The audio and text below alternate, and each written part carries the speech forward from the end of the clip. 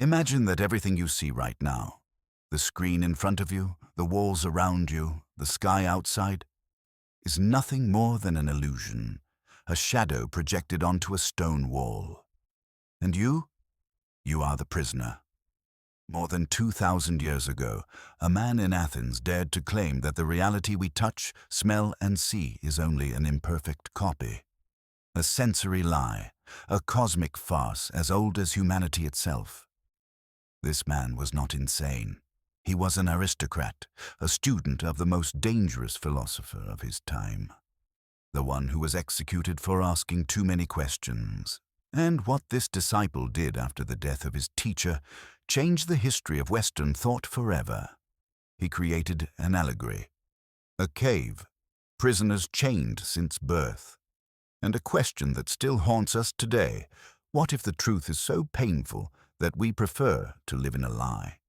But before revealing who this philosopher was and what he truly meant, we need to return to the moment when everything began and understand why one man devoted his entire life to proving that you have never truly seen reality. Athens, 5th century BC. The city is boiling. It is not just any polis. It is the epicenter of the civilized world. Here are born Athenian democracy, theater, rhetoric, rational medicine. Men walk through the agoras debating politics, war, justice. Philosophers discuss the nature of the cosmos in public squares. It is a cauldron of ideas where anyone can speak, as long as he is a citizen, male and free. But there is a problem.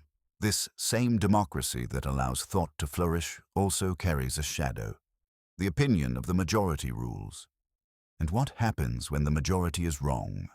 When the people, manipulated by skilled orators, condemn an innocent man? When doxa, mere opinion, disguises itself as truth? That is exactly what happened in 399 BC. A 70-year-old man, barefoot, wearing a worn cloak and bearing a penetrating gaze, was brought to trial. The accusation: corrupting the youth of Athens and failing to recognize the gods of the city. His name? Socrates. Now, Socrates wrote nothing. He charged nothing for his lessons. He founded no school. He simply walked through the streets asking questions, uncomfortable questions. What is justice? What is virtue? Do you really know what you think you know? And with this Socratic method, this art of interrogating until exposing another's ignorance, he humiliated generals, politicians, poets, merchants. Everyone who thought themselves wise left his conversations realizing they knew nothing at all. Athenian democracy did not forgive him. 500 jurors voted. 280 declared guilty. Socrates could have fled. His friends bribed the guards, prepared a ship, planned an escape route. But he refused. He said that spending one's life questioning the laws and then disobeying them would be an unacceptable contradiction. He drank the hemlock calmly. He died discussing the immortality of the soul. And among the disciples who witnessed that execution was a young man of about 28 years. He came from the Athenian aristocracy, a wealthy, influential family, connected to power. His real name was Aristocles, but everyone called him by a nickname referring to his broad shoulders: Plato.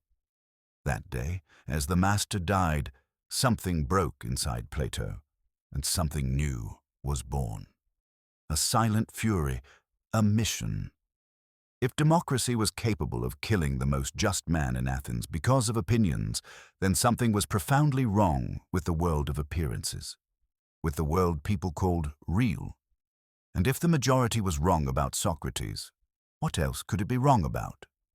Plato began to suspect everything: perceptions, the senses, visible reality itself. And it was from this suspicion, from this grief transformed into philosophy, that one of the most revolutionary ideas in the history of human thought would be born. The idea that everything we see is nothing but shadow, that there exists a world beyond this one, an intelligible, perfect, eternal world. where absolute truth resides. But to reach that conclusion, Plato would need more than indignation. He would need to travel, to learn, to nearly die, to be sold as a slave, and to return to Athens with a vision so radical that it would divide philosophy forever. What exactly did he discover on these journeys, and how did a traumatized aristocrat become the founder of the first university in the Western world? To understand Plato, one must first understand where he came from, and he did not come from just anywhere. Born around 428 BC, in the midst of the Peloponnesian War, Plato grew up in a fractured Athens.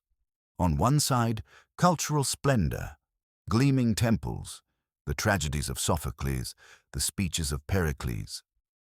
On the other, plague, famine, and the looming military defeat against Sparta. The city that prided itself on being the beacon of civilization was bleeding. But Plato's family did not bleed alongside the common people. On the contrary, his mother, Perictione, descended from Solon, the legendary lawgiver who had laid the foundations of Athenian democracy 2 centuries earlier. His father, Ariston, traced his lineage back to Codrus, the last mythical king of Athens. Plato was born, therefore, at the absolute peak of Athenian aristocracy. Wealth, prestige, political connections, everything was within his reach. And for a time, the young Aristocles followed the expected path. He trained as an athlete. There are records that he competed in the Isthmian Games, a kind of regional Olympics. He studied music, poetry, painting. He wrote tragedies.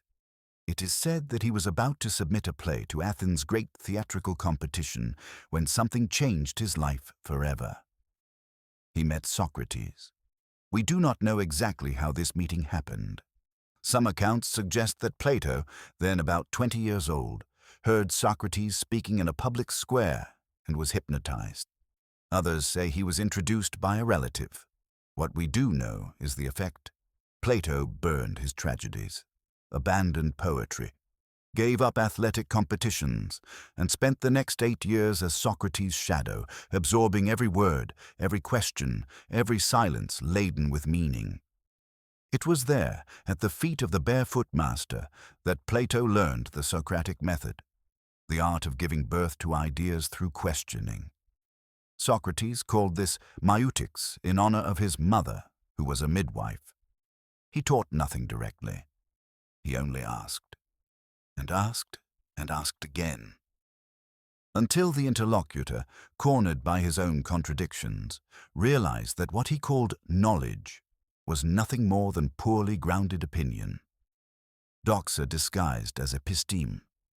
Plato observed everything and recorded it mentally. But something troubled the young aristocrat. Socrates questioned, deconstructed, demolished certainties, yet never offered a definitive answer. When someone asked, "What is justice?" Socrates showed that all proposed definitions were flawed, but he did not say what justice truly was. He left the question open, suspended, like a wound that never heals. For Plato, this was not enough. He wanted more than questions. He wanted answers. He wanted a system, a complete explanation of reality that could withstand any challenge. And perhaps, just perhaps, a way to ensure that men like Socrates would never again be murdered by popular ignorance. The execution of Socrates in 399 BC was the catalyst. Plato was 28 or 29 years old, and from that moment on, he understood that he could no longer remain in Athens. Not out of fear, though there were real risks for associates of Socrates, but because he needed to seek answers elsewhere. Other traditions, other teachers. Thus began a decade of travels that would transform the traumatized disciple into the architect of a new worldview. First, according to historians of philosophy, Plato went to Megara, where a group of Socratics had taken refuge under the leadership of Euclid. Not the famous mathematician, but a philosopher who blended the ideas of Socrates with those of Parmenides. There, Plato had his first serious encounter with the notion that true reality is one, immutable, eternal, and that the world of change and multiplicity we see is, in some way, illusory. The seed was planted. Then there are reports, some disputed, that Plato traveled to Egypt. He spent months, perhaps years, studying with the priests of Heliopolis and Memphis. The Egyptians possessed millennia of mathematical, astronomical, and geometrical tradition. They were the ones who built the pyramids with astonishing precision, mapped the stars, and developed systems of proportion and harmony that the Greeks were only beginning to understand. Plato is said to have absorbed there a reverence for mathematics as the language of the cosmos, an idea that would mark his entire later philosophy. But the most decisive journey was to southern Italy, to Magna Graecia, where the richest and most intellectually vibrant Greek colonies of the Mediterranean flourished. And it was there, in cities like Tarentum and Croton, that Plato encountered the Pythagoreans. The followers of Pythagoras were unlike any philosophical school Plato had known. They did not merely theorize, they lived according to their doctrines. Closed communities, secret rituals, strict dietary rules, mandatory silence for initiates, and at the center of everything, an unshakable conviction: the universe is made of numbers. Musical harmony, the orbits of the stars, the proportions of the human body, everything could be expressed mathematically. The golden ratio, perfect geometric forms, sacred geometry, these were visible manifestations of an invisible and eternal order. Plato was fascinated. Here was something Socrates had never offered: a positive answer. The Pythagoreans did not merely ask, "What is reality?" They asserted that ultimate reality was mathematical, abstract, immaterial, and that the physical world we perceive with the senses was only an imperfect expression of this underlying numerical order. It was there, among the Pythagoreans of southern Italy, that the theory of forms began to take shape in Plato's mind. The idea that there exist perfect, eternal, immutable entities, the ideas or forms, of which all visible things are merely imperfect copies. The circle you draw on paper is crooked, irregular, temporary. But the form of the circle, the perfect circle that exists only in thought, is eternal, immutable, absolutely precise. And if this is true for circles, why not for everything else? For justice, for beauty, for the good, for truth itself. Plato was assembling the pieces of a vast puzzle: the Socratic distrust of opinion, the Parmenidean unity of being, Pythagorean mathematics as the hidden structure of the cosmos. Everything was beginning to fit into a grand vision. There exists an intelligible world, accessible only through reason, where perfect forms dwell. And there exists this sensible world, perceived by the senses, which is nothing but shadow, reflection, imitation. But one thing was missing. Plato needed to test his ideas in practice. He needed to see whether a wise ruler, a philosopher king, could truly transform a city according to the principles of truth. And it was this ambition that led him to the most dangerous encounter of his life. In Sicily ruled a tyrant. His name was Dionysius, the first of Syracuse.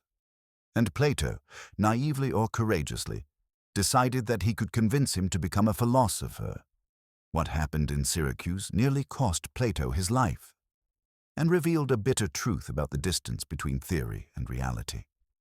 Syracuse was, at that time, one of the most powerful cities in the Mediterranean, larger than Athens, richer than Corinth, a metropolis of 500,000 inhabitants with harbors that welcomed ships from across the known world, temples that rivaled those of mainland Greece, and an army that had defeated even the forces of Carthage.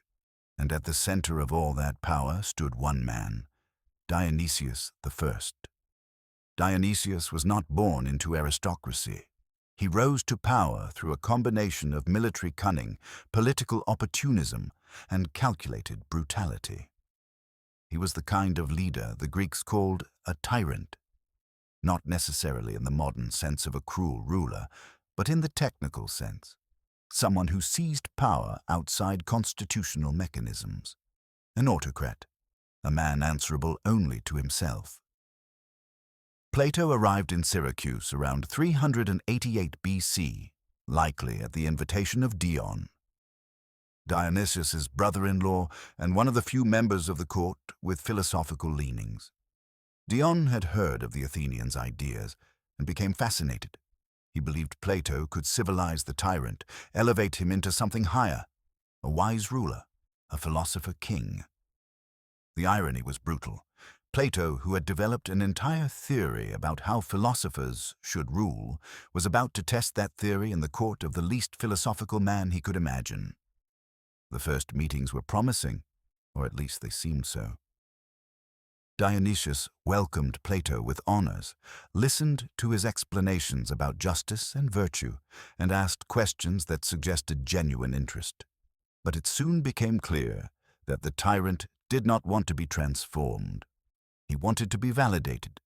He expected the famous philosopher from Athens to praise his wisdom, confirm his decisions, and give an intellectual varnish to his regime.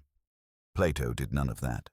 On the contrary, with the same frankness he had learned from Socrates, he began pointing out the flaws in Dionysius's rule.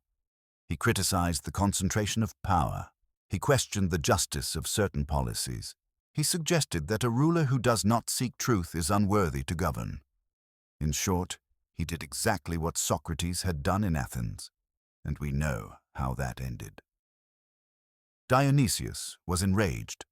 What happened next varies by source. Some versions say Plato was expelled from the court and placed on a Spartan ship that, by chance or conspiracy, stopped at the island of Aegina, then at war with Athens.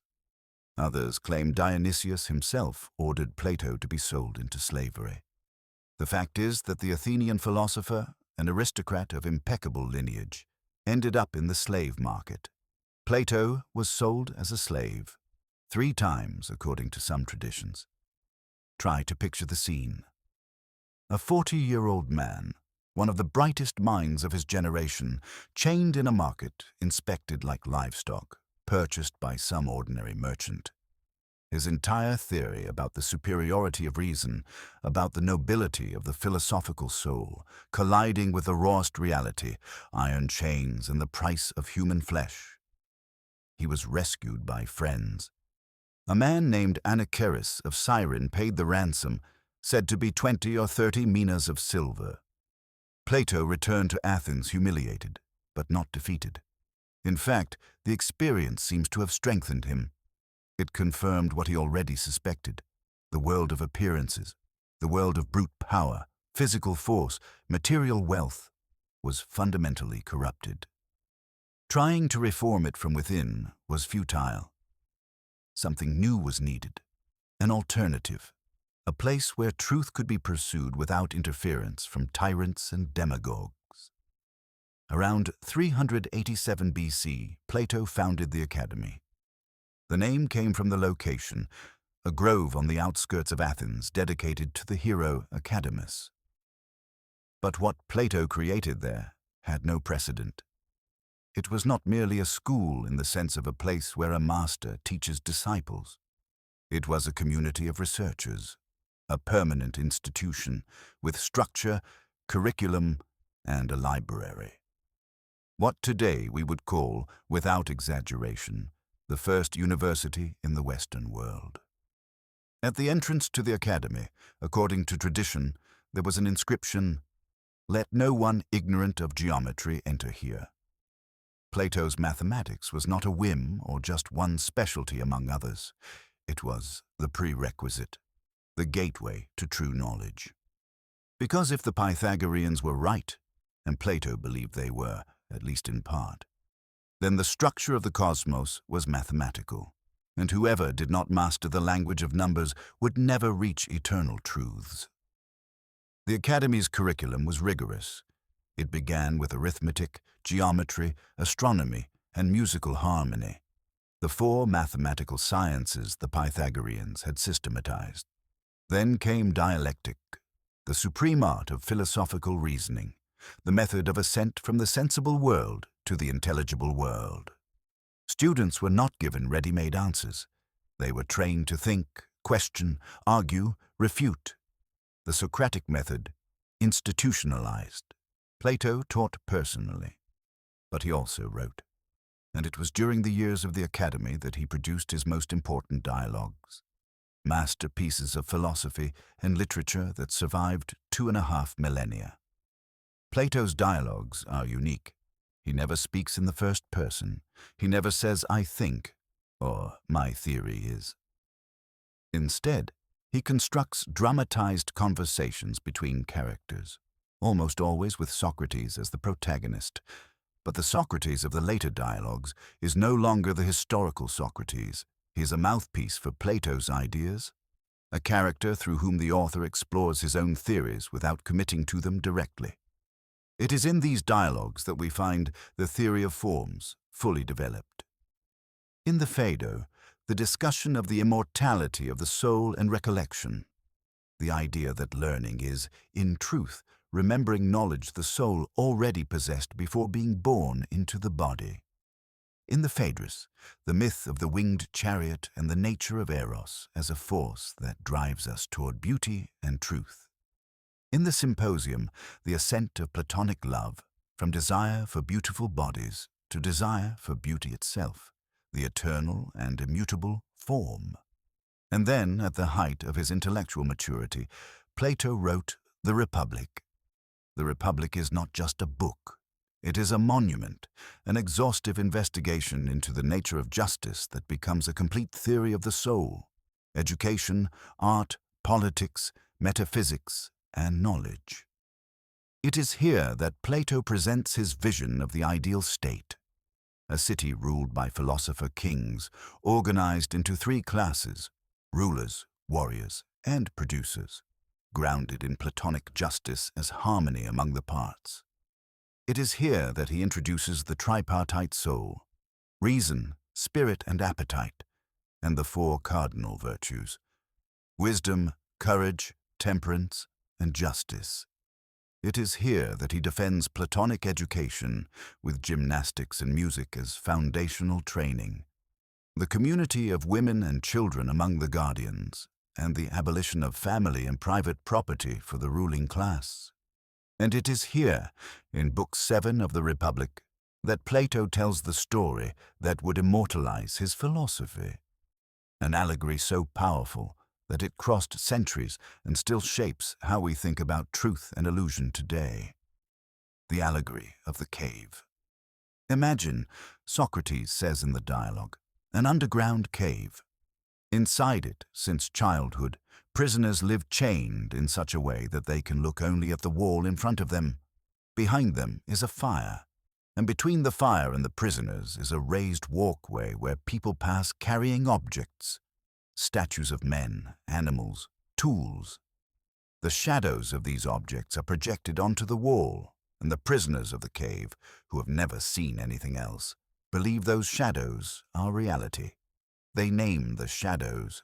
They compete to see who can predict which shadow will appear next. The most skilled in this art are considered wise. Doxa, opinion about the shadows on the wall, is all they know.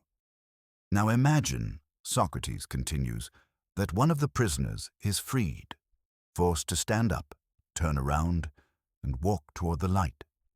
At first, his eyes ache. The brightness blinds him. He wants to return to the familiar shadows he once knew. But slowly, he adjusts. He sees the fire. He realizes the shadows were cast by objects. He climbs the slope out of the cave.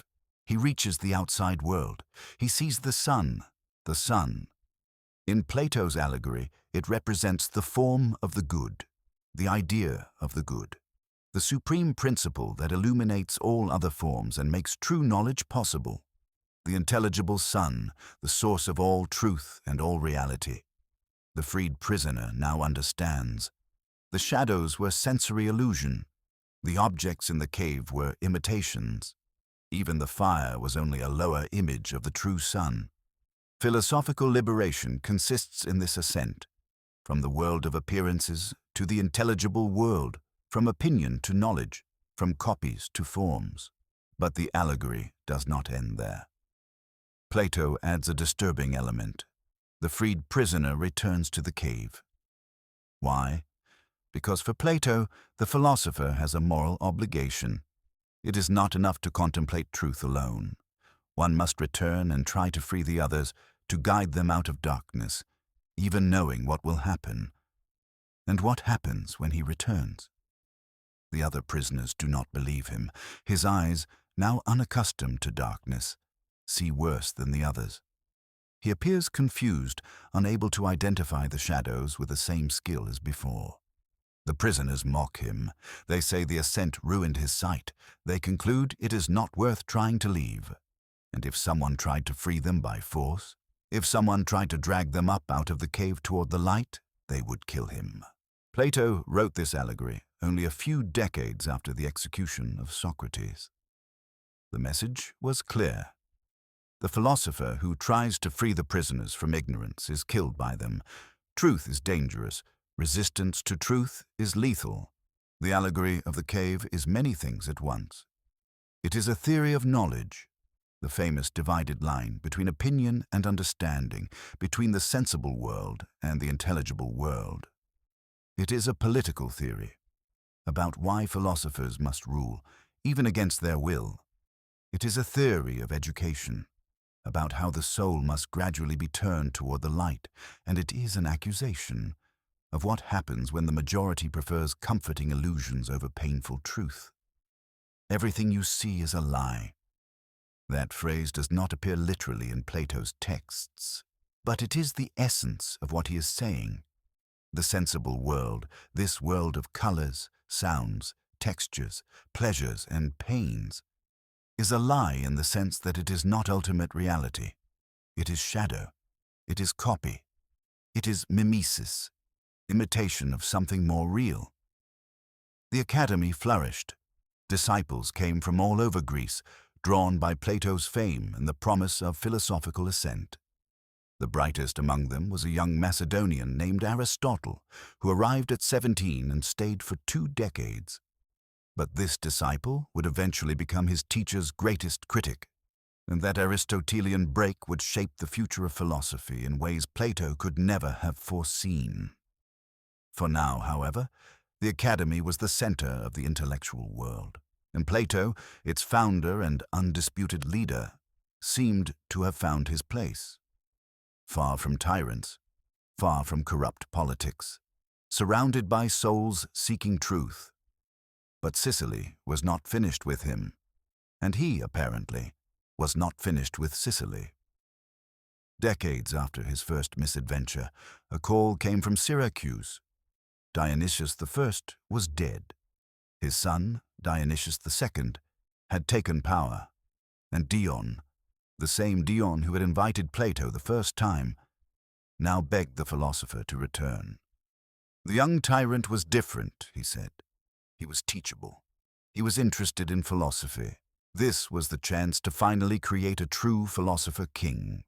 Plato was nearly 60. He had built a solid institution. He had everything to lose and very little to gain. But the temptation was irresistible. What if it were possible?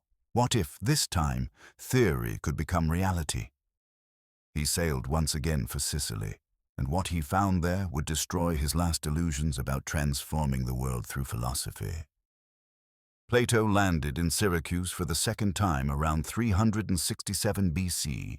He was about 60 years old. White hair, decades of accumulated reflection, and despite everything he had suffered on the first visit, a spark of hope. Dionysius II seemed, at first glance, the opposite of his father. Young, around 30, supposedly interested in philosophy, surrounded by advisors who spoke of reform, moderation, justice.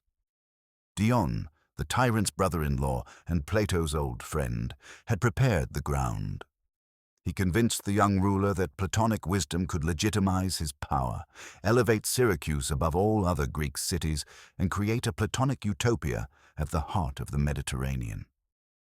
It was exactly what Plato had dreamed of in the Republic, a ruler with absolute power, guided by reason, a philosopher-king who would not seek power because he already had it, and therefore could rule with detachment and virtue. The ideal city finally made real. The first months were intoxicating. Dionysius II received Plato with extraordinary honors. He hosted banquets in his honor, attended his lectures, asked seemingly deep questions about the nature of the good, the structure of the soul, the path to truth. The entire court seemed infected by philosophical fever. Nobles who once spoke only of horses and wars now debated the theory of forms. The palace floor, the accounts say, was covered with sand, because everyone wanted to draw geometric figures in the Pythagorean style to prove their arguments. Plato must have thought, at last philosophy would conquer power, at last reason would rule. At last the shadows on the wall would be replaced by the light of the intelligible sun, but he underestimated something fundamental. Dionysius II did not want to be transformed. He wanted to look transformed. The difference is abyssal. The young tyrant liked the idea of being a philosopher. He liked the prestige, the aura of sophistication, the praise he received when he quoted Plato in public. But he did not want the hard work philosophy demands. He did not want to examine his own beliefs. He did not want to discover he was wrong. He did not, above all, want to give up any of his pleasures or powers.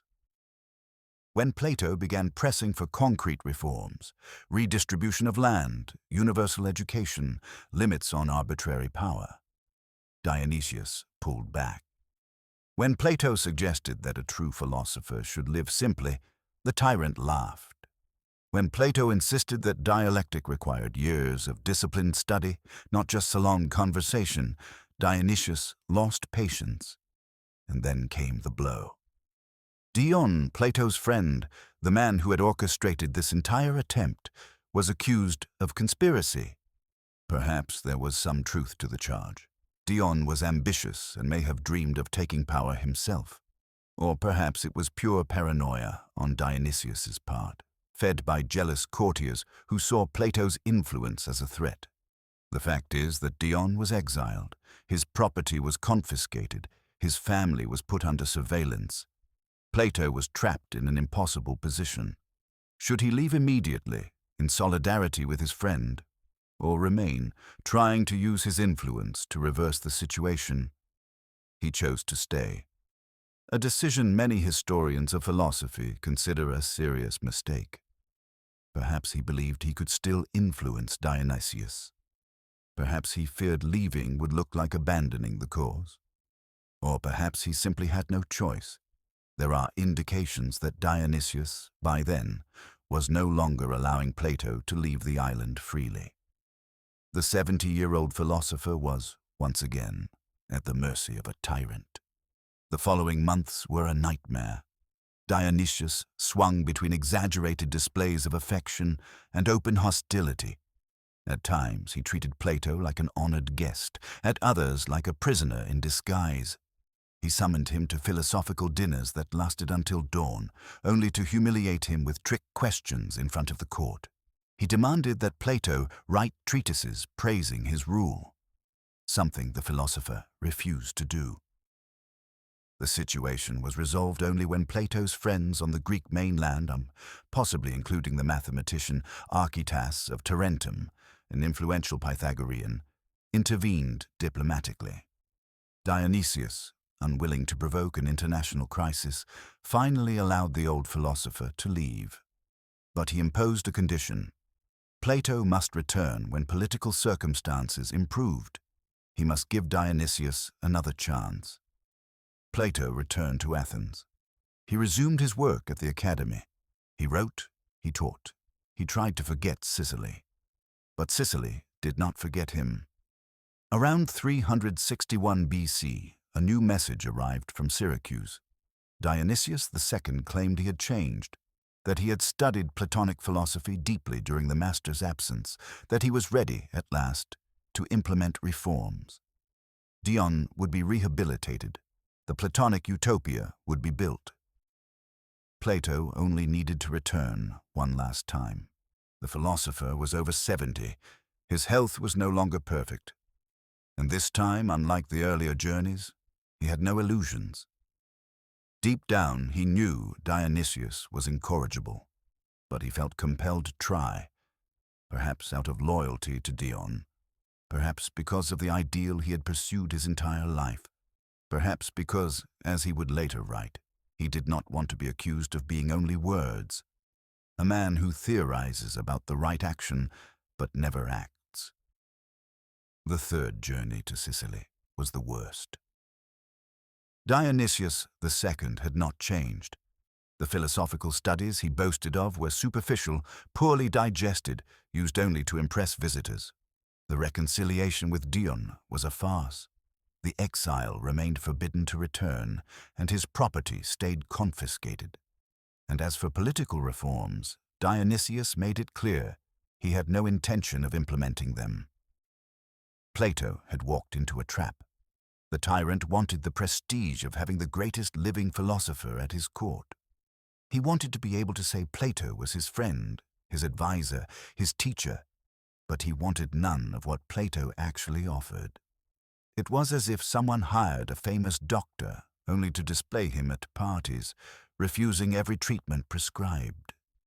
This time, when Plato tried to leave, he met open resistance. Dionysius kept him under house arrest, surrounded him with guards, confiscated his ship. Plato spent months detained in Syracuse, swinging between failed negotiations and moments of real danger. There are reports that soldiers loyal to Dionysius threatened to kill him. Once again, external intervention saved him. Archytas of Tarentum sent an official embassy demanding Plato's release. Diplomatic pressure worked. The philosopher was allowed to depart. Humiliated, exhausted, defeated, he returned to Athens knowing his political experiment had failed for good. Years later, Dion finally raised an army and invaded Syracuse. He expelled Dionysius II. He took power, promising to implement Platonic ideals. For a brief moment, it seemed the dream might come true without Plato, through his most faithful disciple. But Dion proved as tyrannical as the man he had overthrown. He ruled with an iron hand, executed opponents, alienated allies. In 354 BC, he was assassinated by one of his own companions, a man who, ironically, had also been a student of the academy. The Platonic utopia died before it was born. For Plato, this outcome was devastating, not only because of the failure itself, but because of what it revealed. If not even Dion, raised in philosophy from youth, personally instructed by Plato himself, could govern justly, then perhaps the problem ran deeper than any education could solve. Perhaps power corrupts inevitably. Perhaps the cave is inescapable. The seventh letter, attributed to Plato and considered by many scholars to be authentic, contains bitter reflections on these experiences. The philosopher admits he nearly despaired of politics, that he looked at the governments of his time and saw not a single one that was not diseased. That true philosophy seemed impossible to apply in a world dominated by corruption and ignorance. But, and here is the paradox that defines Plato, he did not give up completely. Even after 3 failures in Sicily, even after seeing his disciple become a tyrant, even knowing that the prisoners of the cave would rather kill the liberator than accept the light. In his final years, Plato wrote the Laws, his last unfinished work, published posthumously. It is a very different text from the Republic, less utopian, more realistic. The ideal city of the Laws is not ruled by philosopher kings, but by carefully crafted written laws. There is no abolition of family or property, no community of women and children. The concessions to the real world are constant. Plato called this model the second best constitution. The best would be the one in the Republic. But that would require an almost miraculous coincidence, absolute power falling into the hands of a true philosopher, something that might never happen. In the absence of that miracle, there are laws, imperfect, rigid, unable to adapt to every particular situation, but at least consistent, at least not subject to the whims of a Dionysius. It was a late recognition that theory had to make peace with reality, that the intelligible world, however true it might be, could not simply replace the sensible world. The prisoners would remain in the cave. The philosopher's task was not to drag them out by force. That would kill them and kill him too. It was, perhaps, to draw better shadows. Shadows closer to truth, less distant from the sun. Plato died in 347 BC during a wedding banquet, at the age of 80. Some say he was composing until the end, revising the opening lines of the Republic, searching for the perfect formulation of a sentence he had rewritten dozens of times. The perfectionism of the philosopher who sought the perfect form in everything. The Academy outlived him. It continued operating for nearly 900 years, until AD 529, when the Byzantine Emperor Justinian closed it for considering it pagan. No other educational institution of antiquity lasted so long. And Plato's ideas? Those never died. But before we talk about his legacy, about how the allegory of the cave crossed millennia and shaped Christianity, the Renaissance, modern philosophy, and even the Matrix, we need to face an uncomfortable question.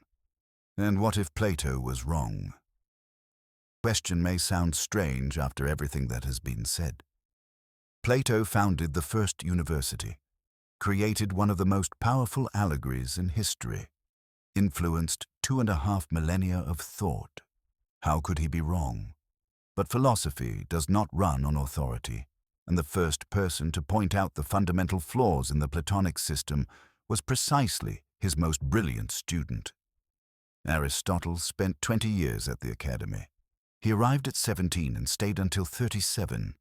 He absorbed everything Plato had to teach, and then, with the analytical coldness that would become his trademark, he dismantled the theory of forms, piece by piece.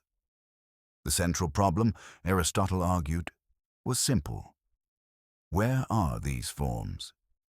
If there is a perfect form of the horse, separate from all particular horses, where does it exist? And how does this abstract, immaterial, eternal entity relate to the concrete horses we see in the world? Plato said that particular horses participate in the form of horse. But what does participation mean? Is it a spatial relation, a causal one, a logical one? Plato never explained it satisfactorily. There is a devastating argument commentators call the third man. It works like this. If all particular men resemble one another because they participate in the form of man, then there must be something that explains the resemblance between the particular men and the form of man. That something would be a third entity, a third man. But then we would need a fourth entity to explain the resemblance between the third man and the previous ones, and so on, to infinity. The theory generates a regress that never ends.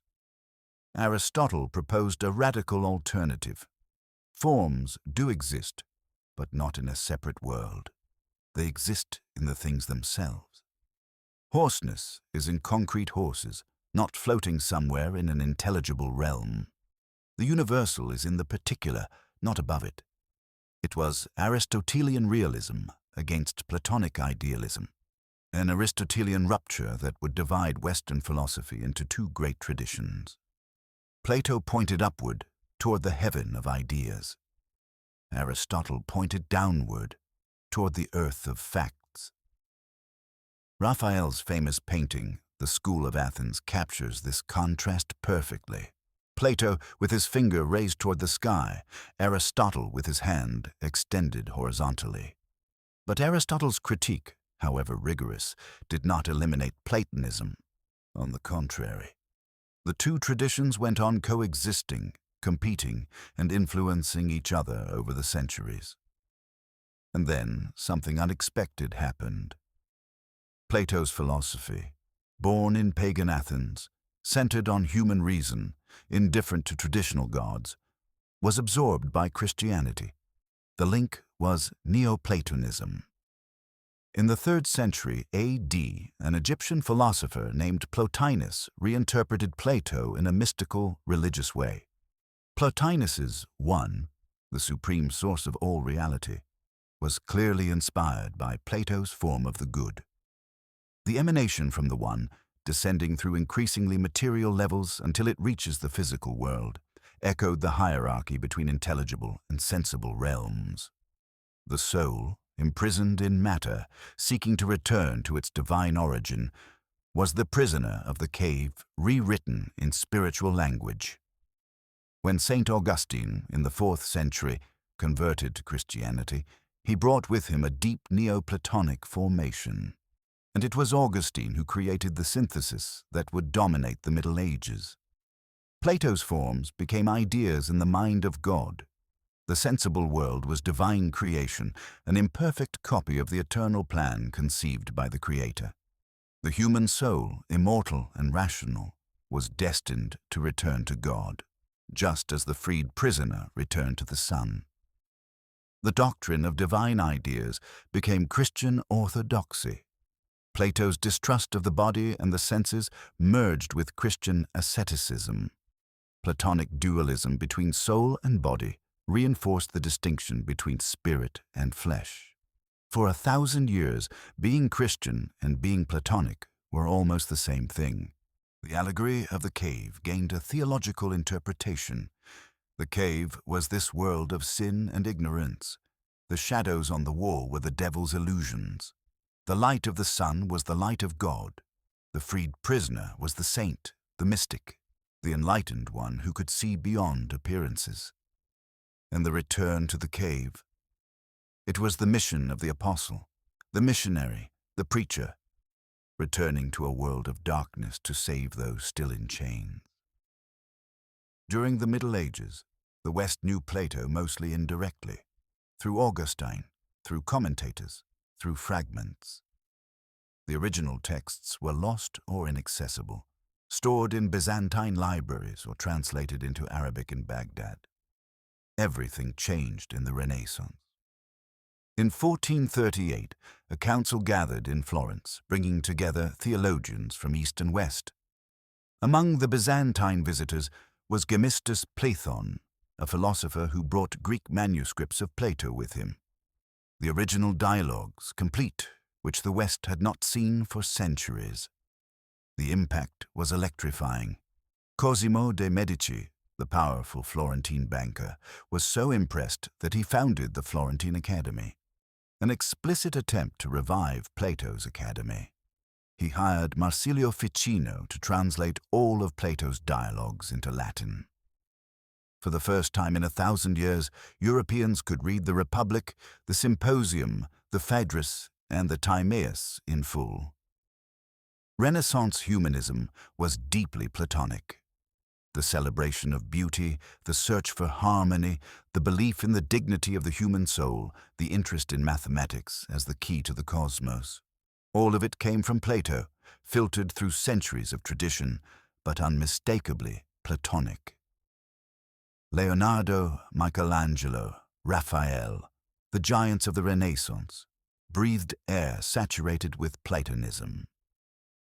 The golden ratio, which Renaissance artists obsessively pursued in their works, was a Pythagorean Platonic inheritance. The sacred geometry that structured cathedrals and palaces derived from Platonic mathematics. The idea that art should represent not only what is, but what ought to be, ideal beauty, perfect form, was pure Platonism applied to aesthetics. And then came modernity. Descartes, in the 17th century, doubted everything, except his own thinking existence. I think, therefore I am. But this methodological doubt, this radical suspicion that the senses can deceive, that the world might be an illusion, Was Plato's cave reincarnated? Descartes imagined an evil genius that could be falsifying all his perceptions, another version of the fire projecting shadows on the wall. Kant, in the 18th century, revolutionized philosophy with a distinction that echoed Platonic dualism, the difference between phenomenon, the world as it appears to us, and the thing in itself, the world as it truly is, independent of our perception. We never know ultimate reality, Kant said, only its manifestations filtered through our mental categories. Plato would have recognized the argument. It was the cave translated into Enlightenment vocabulary. Hegel, in the 19th century, built his German idealism on explicitly Platonic foundations. Hegelian dialectic, thesis, antithesis, synthesis, was a historicized version of Platonic dialectic.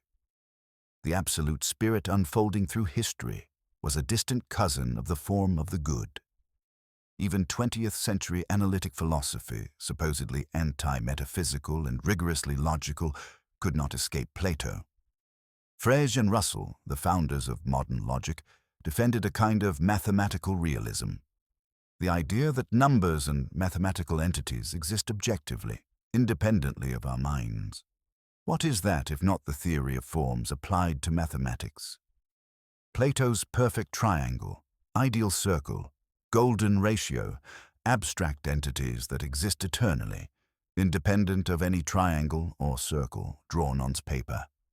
And then, when no one expected it, Plato invaded pop culture. 1999, The Matrix. A film about a hacker who discovers that reality is a computer simulation, that human beings live plugged into pods, feeding machines with their energy while their minds inhabit a virtual world. That everything they see, buildings, cars, people, the sky, is nothing but code. Digital shadows projected directly into their brains. Morpheus offers Neo 2 pills. The blue one will wake him up in his bed, forgetting everything, returning to comfortable shadows. The red one will lead him to the truth, no matter how painful it is. It is the allegory of the cave in cyberpunk form. The pods are the chains. The matrix is the shadow wall. The red pill is philosophical liberation, and the real world, devastated, bleak, difficult, is the blinding sunlight Plato described 2,400 years ago. The philosopher who never saw a computer, who died before Christ was born, who wrote on papyrus scrolls by lamplight. That philosopher anticipated the greatest anxiety of the digital age. What if reality isn't real? Brain in a vat. Reality simulation. Virtual reality. Digital worlds. Contemporary thinkers have new names for the old Platonic problem. Nick Bostrom, in 2003, argued statistically that we probably live in a simulation. Elon Musk claimed that the odds we are in base reality are 1 in billions. Physicists speculate about the universe as a hologram, about information as the fundamental substrate of existence. Plato would smile, or maybe not.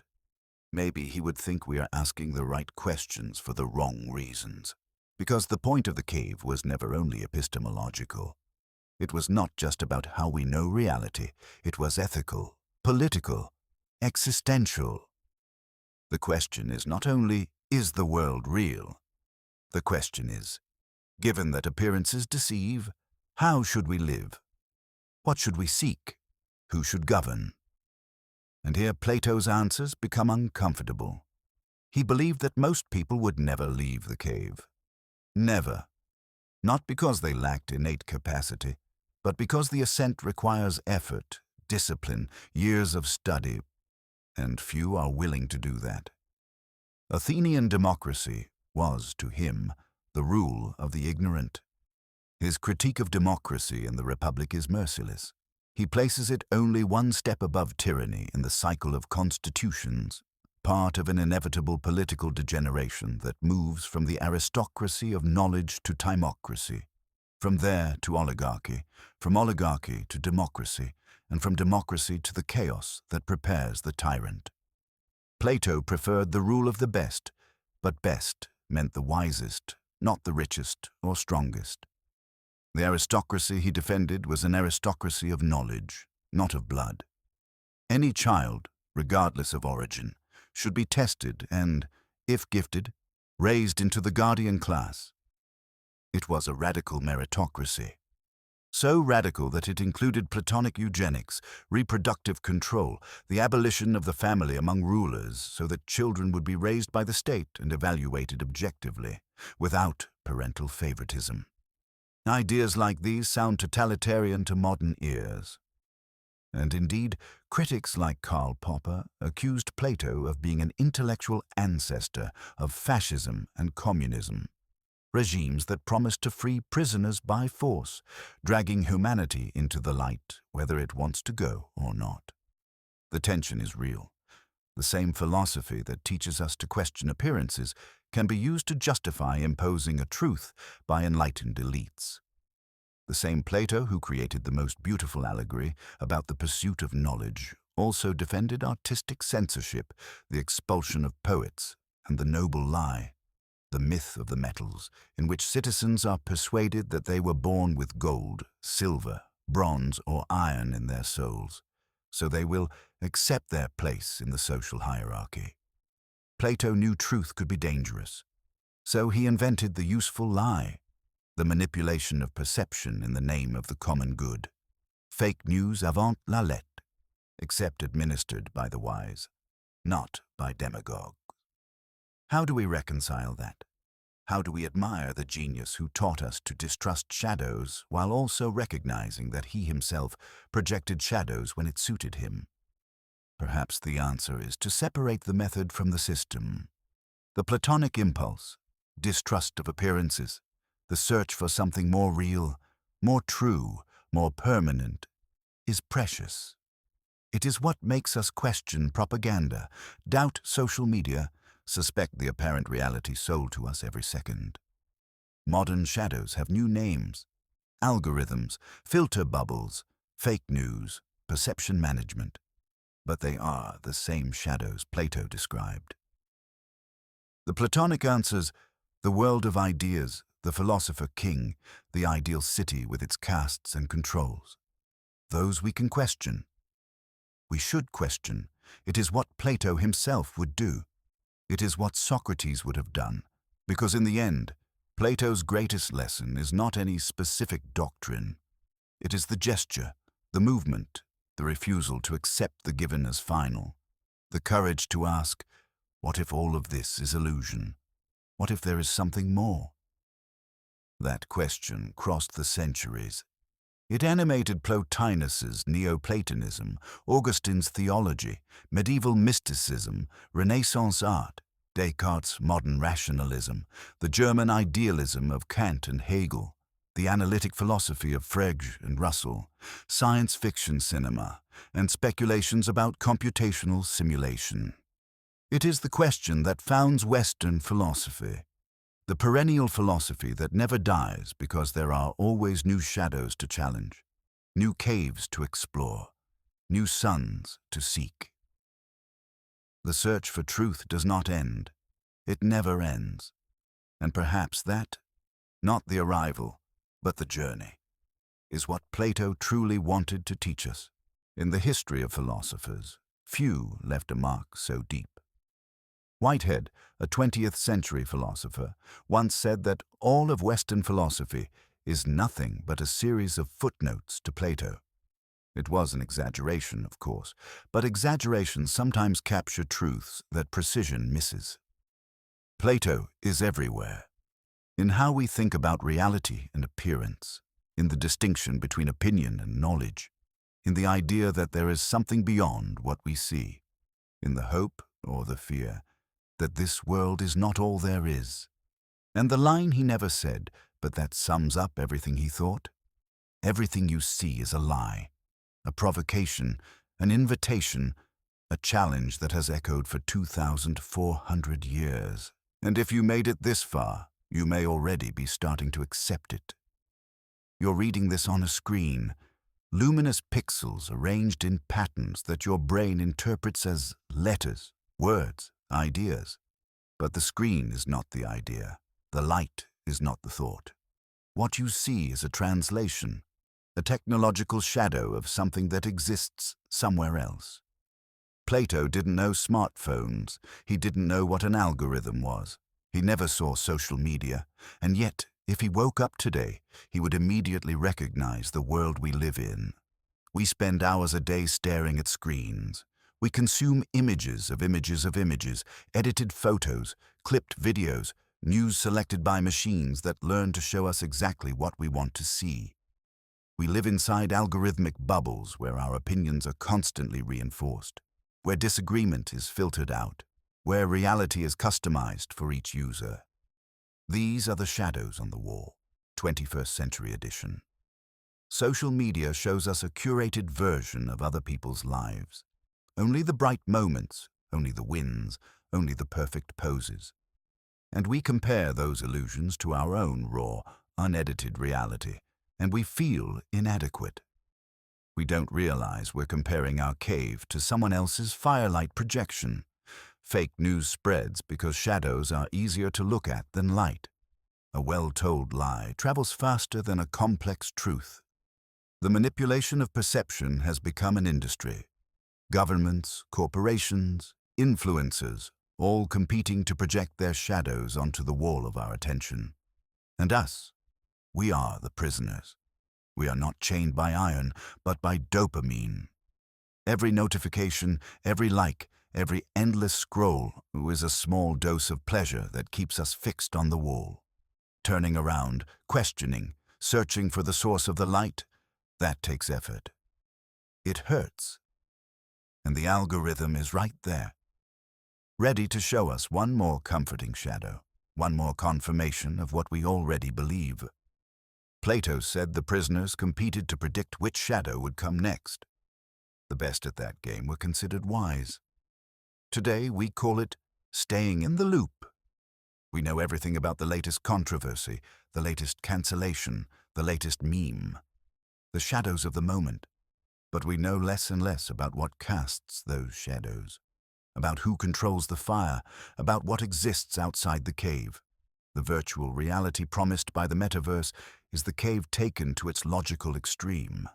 Why settle for two-dimensional shadows when we can inhabit fully immersive three-dimensional simulations? Why go out into the painful sun when the digital world offers infinite pleasure? Controllable, customizable, on demand. The question Plato asked, "What is real?" has never been more urgent, and it has never been harder to answer. But there is another dimension of the cave we rarely discuss. Plato wasn't speaking only about external illusions.